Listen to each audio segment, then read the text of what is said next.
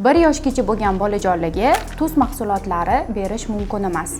2 yoshgacha bo'lgan bolajonlarga esa ko'pincha sutli mahsulotlar berishadi. Bu ham juda ham xato hisoblanadi. Oshqozon sistemasi hali bolani yaxshi rivojlanmaganligi tufayli hazm qilishga qiynaladi.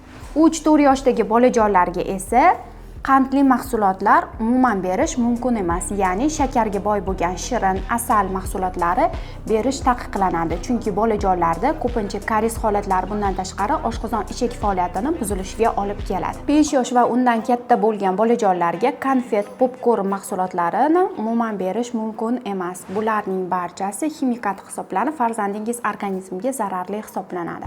Erta o'sish davrida, ya'ni o'spirinlik davridagi bolajonlarga esa kofe va har xil energetik mahsulotlar berib bo'lmaydi. Bular farzandingizni gormonal foni buzilishi, bundan tashqari o'sib rivojlanishiga ta'sir ko'rsatadi. Sizning farzandingiz necha yoshda va u qanday mahsulotlarni yeydi? Shu haqida kommentariyada yozib qoldiring. Keyingi videomiz albatta sizning farzandingiz sog'lig'i uchun kerakli bo'lgan mahsulotlar haqida bo'ladi. Kuzatishda davom eting.